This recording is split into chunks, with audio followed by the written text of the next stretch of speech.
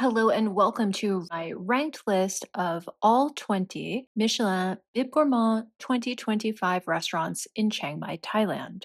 Number 5, Tune In Garden. I debated with myself at length whether or not to place Tune In Garden so high on this list because, to be frank, the food here is besides the point. According to Michelin, this restaurant is owned by the late national artist of Thailand and his wife. She cooks delicious home-style fare drawn from a cookbook she wrote based on her mother-in-law's recipes. First-timers are served a fixed-price menu. Returners can order from the cookbook. Roasted pork ribs with cabbage and fermented pork with fermented bean curd relish stand out. Booking is required. So, as usual, the non-food elements. First, it's an unchanging set menu for 600 baht. They only open for lunch. They don't speak English, so you have to have someone Thai call and book for you, and they require at least 24 hours advance notice. This place is very clearly not on the Michelin list for its food, but for its atmosphere.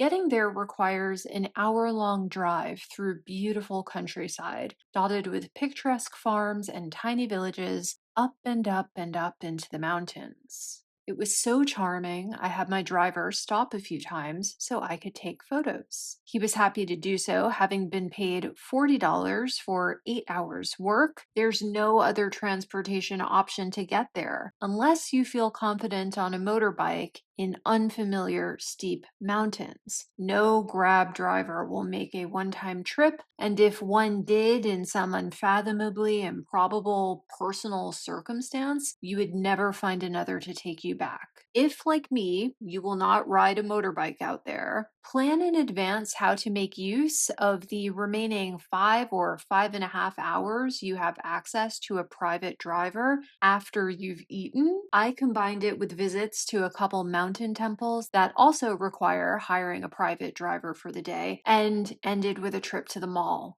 The restaurant itself is actually a private home, once the home of famous Thai author Rong Wangsabun, who published over 100 books and hundreds more newspaper columns, but is best known to Americans, if he's known to us at all, as the man from Bangkok, who documented life in hippie-era San Francisco through foreign eyes, most memorably in his 1969 novel, Lost in the Smell of Marijuana. Today, his widow, her servant, their many adorable Jack Russell Terriers, and occasionally his son and daughter-in-law live here and seem to run the restaurant less as a true business venture than for a bit of cash here and there. The house overlooks a small waterfall and river and is not at all wheelchair or disabled friendly. There are probably 100 steps down to the house from the road, and they're not particularly easy even for those with no mobility issues. The forest and waterfall are beautiful, they look and sound amazing, and they make the trip out here completely worth it. Perfect to celebrate a special day in a calm way. I also fell in love with Charlie, the feisty, flea-ridden patriarch of the Jack Russells, though there are also a couple cats for you cat people. I spent at least 20 minutes wandering the garden and taking photos once I was done eating. I'm recommending this place for the experience, not the food.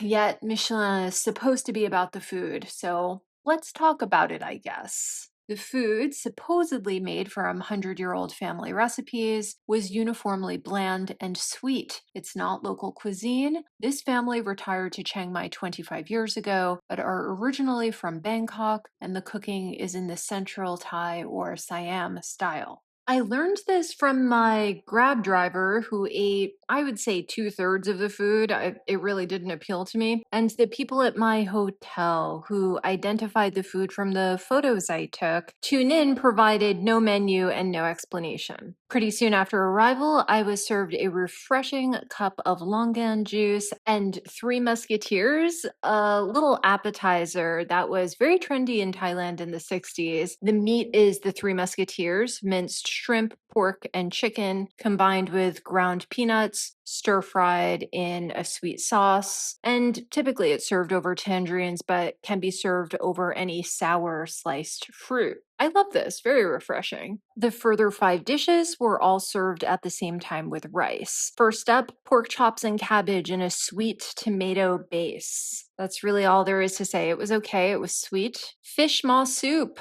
Not terribly different from the pork chops, to be honest. River catfish, fried way too hard. Tasted like the oil was a bit old. Nam prik lam pu, or crab paste chili dip, made with coconut milk. This in particular was such a disappointment because I love crab. I love chili. I love coconut milk. I love, love, love crudité, but I really didn't like this. It just tasted off, sour, unbalanced. It's a no. Watermelon with brown sugar, dried shrimp, and fried onions. Hard to believe anybody could get this wrong, but it actually needed a bit of salt. There were a couple dipping sauces served alongside. Overall, just such a disappointment. For dessert, they served sticky rice and corn in sweetened coconut milk, bog standard. Yeah, if you're craving a beautiful drive in the countryside and a secluded romantic meal, this is a great place. If you're looking for good food, no, no, no, no, no.